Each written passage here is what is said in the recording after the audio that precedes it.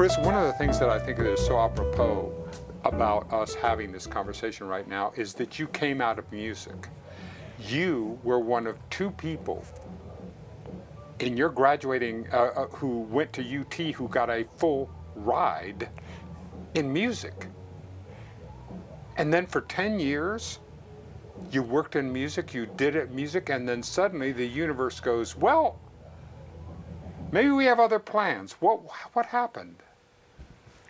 Well, a lot happened. I got to do a lot of things I really wanted to do in terms of kind of success, metrics, I guess, benchmarks. Yeah. And I wasn't really having a very good time. I didn't feel great about the music we were making. And I have more of that kind of compulsion of an artist than, I guess, a capitalist. Right. And so I was not very happy musically, and I just sort of got unwell, I got to a point where I couldn't really play music without it causing sort of psychosomatic pain. Yeah. And I had to stop for a while. And as a percussionist, as a drummer, as a really loud drummer. In the 90s, it was a lot of loudness going, like crashing cymbals and, Yeah. Nirvana was the dominant influence on music in that decade. So yeah, we played pretty loud. Yeah. But yeah, I had to make a switch. So it's time to went on a journey. So what happens on this journey? I went to New York City. I spent about a year in Austin and spent a lot of time just sort of internally trying to understand what would I do, because I had been a committed musician for, at that point, I was, 26, something like that, 27. This was your identity. For 15 years leading up to that, starting in 6th grade or something like that. That's all I wanted to do. So, and it had happened, step by step, it had all come together. And I just thought about it, and thought about moving to Santa Fe, thought about moving to, Mayberry and, or Kathmandu, somewhere far away. And then realized New York was really kind of the energy and the diversity that I was looking for, and the change, and went up there and piddled in various jobs for a little while, and got to the thing I mentioned to you the other day, where I discovered the green movement. Yes. I don't think I told you about how that happened, though. Speaking of synchronicities. Because this is what year is this? So we can ground us in 2002, 2001, maybe. So what was the consciousness in climate science, ecology, as far as it was known in what would the newspapers would write about, or what we would know? Because I know that there was. I was aware enough to know that there was some chatter about this, even though it wasn't getting the kind of headlines that we're seeing today. Yeah. Everything that's happening now was predicted to happen. I may be exaggerating slightly, but maybe by the end of the century, or 2050 if you were a doomsday, negative case, worst case scenario person. So a lot of where we are today was definitely predicted and understood. Yeah. There's also, I should mention, and I didn't know this in 2001. Yeah. Because I read, at that time I was reading a lot of the sort of environmentalist literature from the organizations that do great work. Mm-hmm. And the narrative I sort of see there are two worlds. There are environmentalists and conservationists in this world of trying to make, the planet stay livable. Right. And the conservationists don't have a voice really at all. They're essentially not heard in the political discussion on the environment, or the social discussion, or the media discussion. That's starting to change, but I actually brought, it's over there, but I brought a study, or the preface to a book that was written in '97 that brings together the best of the conservation biologists to talk about nature's services, which is, in other words, our life support system services. The things that make life possible and keep life going are the wildernesses on the planet that function on their own, that precede us by hundreds of millions of years. Totally. And the point of that book from 1997 is to say, we have a few decades left. At the rate we're going, we're going to destroy all of the ecosystems that sustain us before anything else happens. And they're right about that. We're at that 12th hour now. But the narrative in the climate community was, and still largely is, and it's not totally wrong or bad, but it's inaccurate that global warming is going to cause climate change is going to cause extinctions. extinctions will cause the downfall of the biosphere, and then it will be impossible to buy anything at Amazon.com or breathe, you know? All right. As long as you put it in that order, okay. Yeah, right. That's about the order of it too. But the idea that as the planet warms, the chaos of not having regular seasons anymore will shut down food production, will shut down the ability of ecosystems to sustain themselves year round. Sure. So what's being talked about now, just in the last few weeks, because of the fires in the Amazon finally getting coverage, is this, they talk about self-destruction, ecosystem self-destructing, which is really not a great term, but what they mean is that we talked about your body's vital organs. Sure. You know, there's a certain size and capacity that has to be present for that thing to continue to live. Sure. If you go past that red line, then it can't continue to produce the services to maintain itself and that so are then required. it shuts down. And that's what's happening. It's not self-destructing. It's losing the resources it needs to sustain itself. Just like any other living thing, it has a certain amount of resources it needs. So anyway, the discussion in 2002 was if we can get a price on carbon, or if we can get emissions reduction rapidly, voluntarily, if we can get the world to wake up and stop burning gasoline and start burning corn or whatever, we'll be able to turn this around before it gets to be cataclysmic. And we have, 10 to 50 to 100 years to get there. And then if you read into the research, I was like, no, we don't. We don't have any time here. This looks really bad. It looks like we could lose coral reefs. I remember saying in 2007, it looks like we could lose the coral reefs by 2050, but if you really look at the literature, it looks a lot more like 2030. But I was afraid to say that out loud. Now that's common talk, that the Great Barrier Reef could be gone in 10 years, which of course would really devastate ocean life. Yes. The ability of the oceans to continue not only to produce our food, but to sort of function as a biospheric organ that keeps the planet in balance and keeps it productive and keeps the climate temperate and all the things we have to have.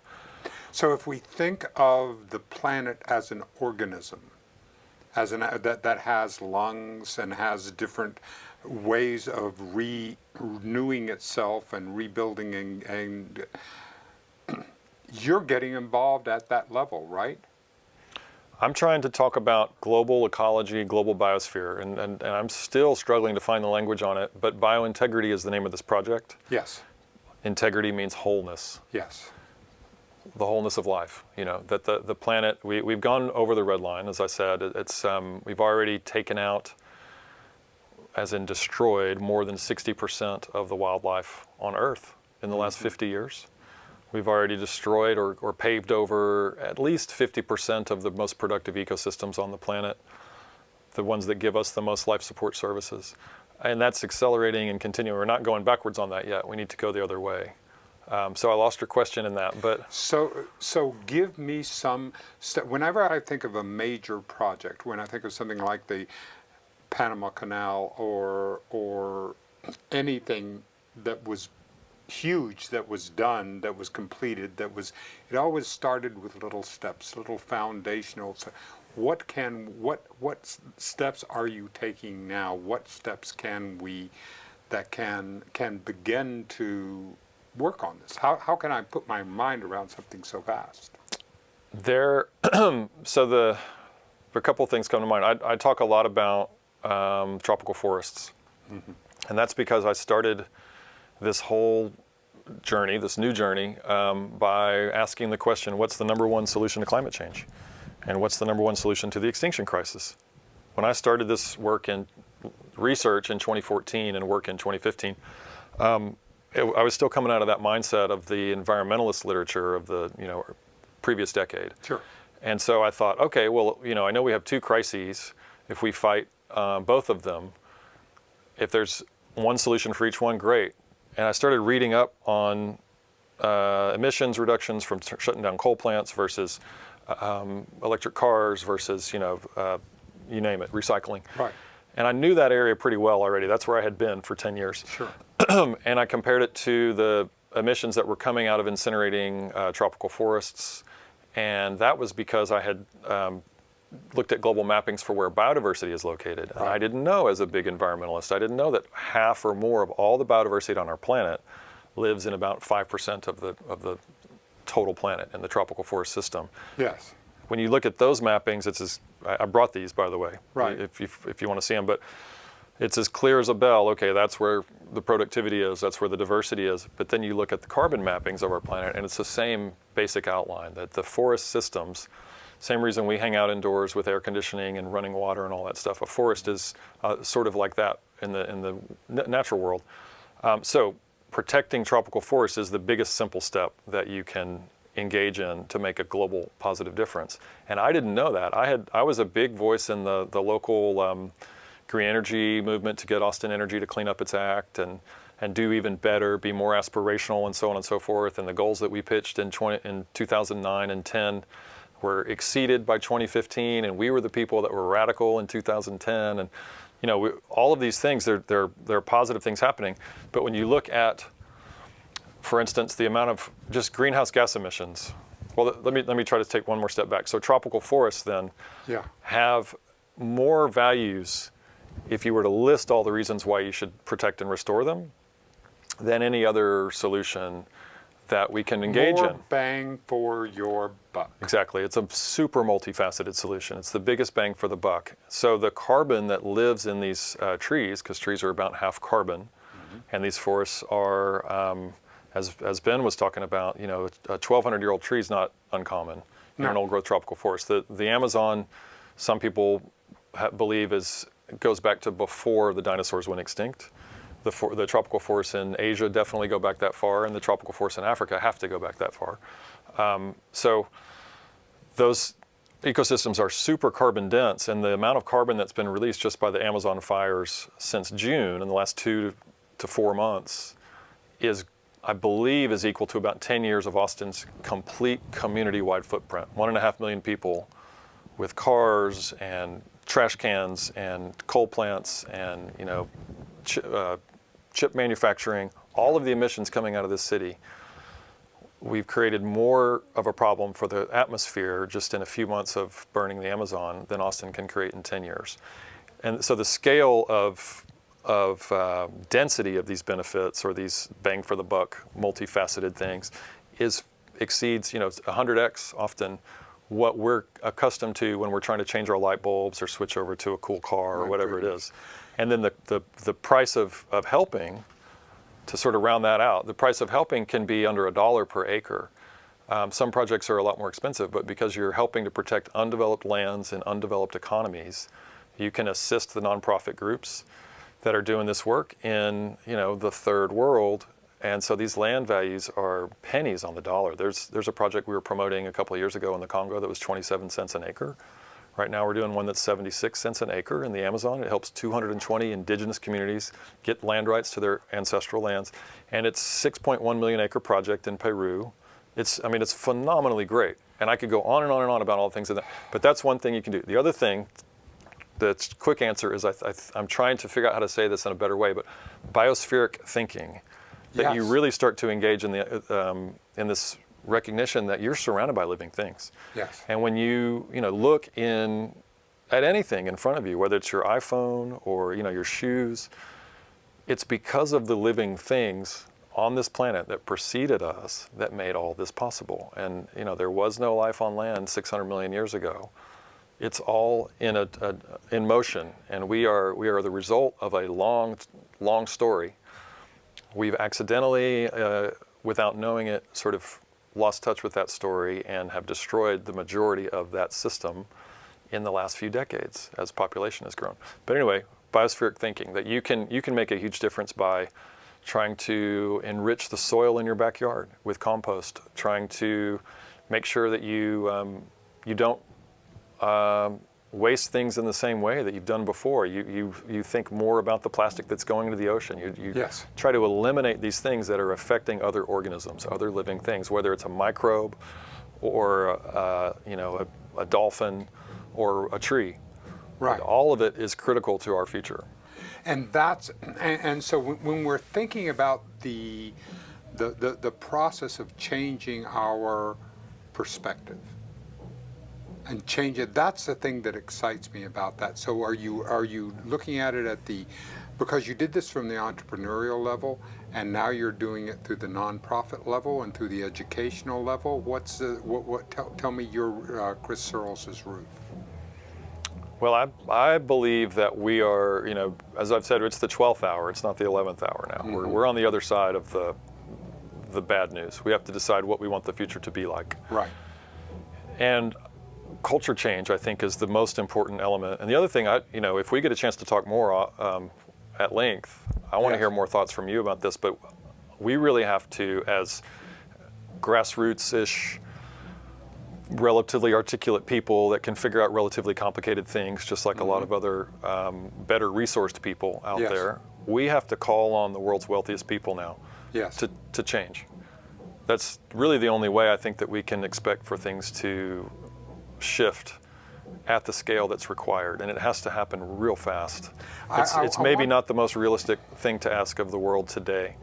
I don't know if it is. I don't know if it is. I mean, it may be unrealistic, but I'm idealistic and I'm an optimist. And I really think if we really got down and I was able to talk with and were able to continue to go, what is enough? Right. Everything in my life. I mean, are you kidding me? I live like a freaking king. Yeah. I live in a palace. It's 3 bedrooms. It's air conditioned. I'm so wealthy, I piss into potable water. And my food is cold all day. And my food is cold all day. And I have all that. I mean, are you kidding me? I mean, kings. Yeah. And here I am, and just in a rental home, and this. But yet. I'm totally with beautiful. you. It is an extraordinary. And what is enough, Dennis? Yeah. What would enough be? Would if I had 3 more zeros on the other side of the decimal when it moved? Would that be enough? Would it do? And when we begin getting into hundreds of millions and billions of dollars of personal wealth, and that, where does it ever? It's a subject I want to explore.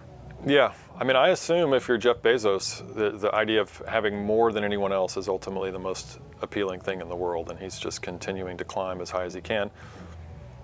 I think most of us can't ever access that feeling, so we just don't know what that's like. Same with anybody that's up there. Thank you. Yeah.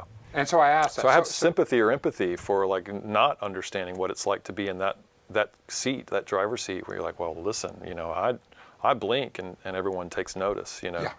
I can't imagine. No, you're absolutely right. I mean, but you had some of that when you were a musician, and you had the adoration and the people around you, and you had some of that. Was that a difficult transition to move through? To become someone that no one admired? Yeah, from that into and now we get to okay, I get to be an environmentalist, conservationist. Okay, what? Yeah. A semi-academic revolutionary. Yeah. I don't know. So will Ben Livingston's show be tied to this one? If I talk about him, is that okay? Talk about that would be Ben. perfect. Absolutely. Let's see. He was. Oh gosh, I just lost my train of thought. He was talking about. When he sang that final song. Yeah.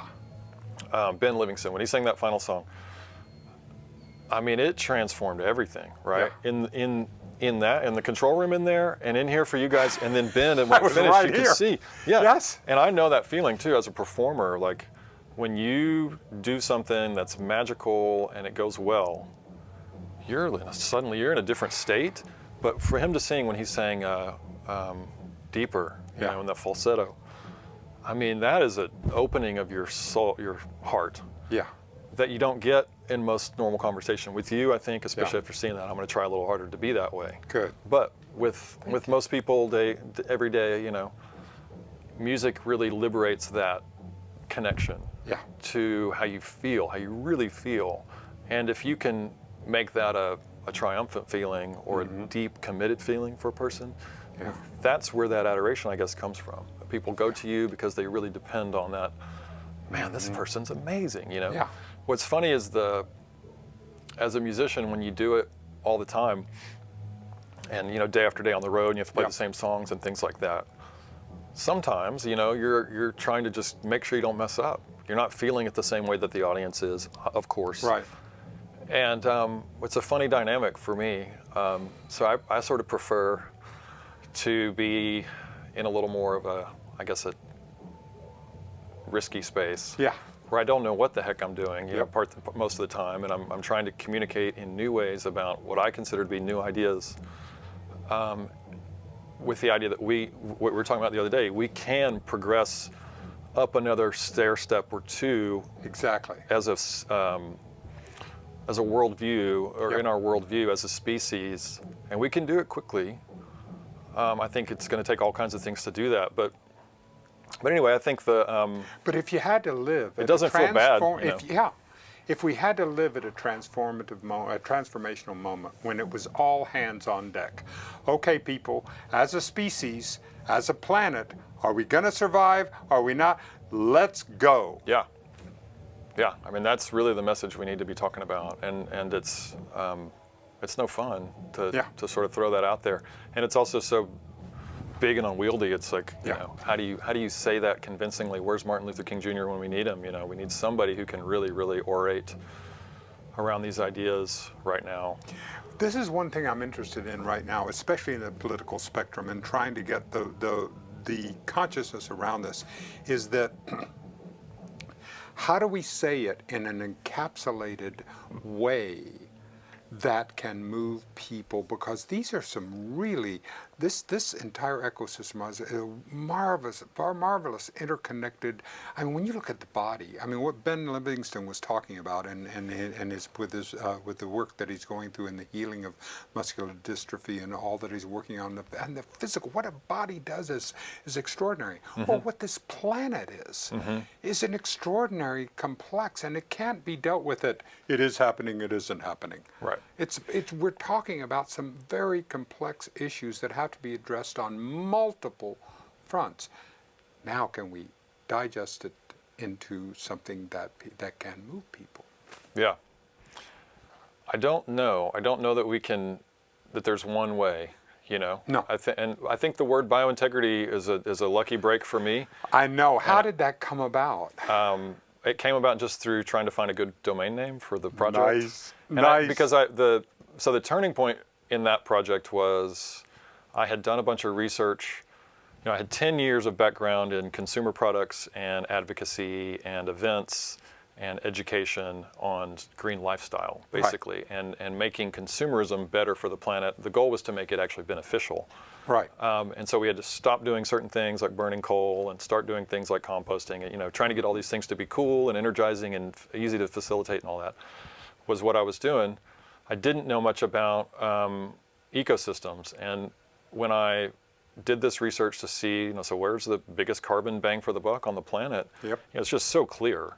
It's so easy to see on a map, which is one of the ways I think we accomplish what you're talking about, is the visuals, the global visuals are stark. The contrast is stark in terms of how things are so super concentrated in the tropics. Yeah. Like about 75% of global biological productivity is in the tropics. Mm-hmm. I didn't know that. Most people don't know that, but you can see it on NASA's mapping. You can see it in the stills. You can see it in the animations of a year or 20 years of satellite data. But so what I learned was, okay, so protecting the most biodiverse ecosystems, the tropical forests, protecting the most life is the biggest solution to climate change. Wow, you know, that's cool. So I'm looking for a domain name that says something about protecting life, right, as a solution, as a step forward, and that's how I ended up with biointegrity. Wonderful. So what are you doing with it, and where are you going? What kinds of things are on your agenda as far as you can see? Now, again, of course, it's going to continue to evolve in this, but just to give me some perspective. I have a bunch of different projects I'm sort of managing in, you know, a little bit here and a little bit there. Mm-hmm. So in the spring, I did a thing called Strings in the Park. That's a concert series. The idea there is just to, you know, this is such a meaty type of conversation. Yeah. And before the Amazon fires, you couldn't really talk about sort of biological issues in the climate conversation wasn't even as easy to have as it is 3 months later. Right. So the idea of Strings in the Park is that we're trying to do an event that's just open to anyone. It's not a political event, of course. And that gives me a chance. I bring a great artist out and put strings with this great artist's songs and do a concert in the park. And people come out to enjoy their time in the park. So first they engage in nature, just enjoying themselves outdoors, which is rare. Not so much in Austin, but in general, people don't do that. Exactly. And then I get to introduce the artist. So in my 2-minute intro, I take about 30 seconds and say, we're doing globally strategic environmentalism. And with that, we've already been able to offset, by protecting the most important ecosystems on the planet, we've been able to offset Austin's community-wide carbon footprint for more than 5 years. And we've done this with less than $500,000 in fundraising by directing it strategically to the most globally important places. Then I've also got a project called allcreation.org, because these are part of the biointegrity umbrella. Yeah. All Creation is a tribute and also a real heartfelt effort. My father was a minister in Austin for 25 years and a teacher for 20 years after that, and a minister for 10 or 20 years before that. Wow. Career, good guy, took care of a lot of people and did it because of his Christian values, but he was also as Buddhist as he was Christian. It's just he hailed from a generation where Buddhism wasn't really, they didn't really know what that was. That was just weird. It was from another part of the world. But he was this very open, very meditative, very complete person. And when I first learned about, the green stuff we talked about when I was up in New York, sort of on the journey to figure out where I was going to go after music, I discovered all these great ideas about how to fix the underlying major problems for human beings, the degradation of our life support system. Mm-hmm. And I thought, great, well, I'll go back to the Sunday school classes that, I was in when I was a kid and talk to all these people in the church that raised me. Sure.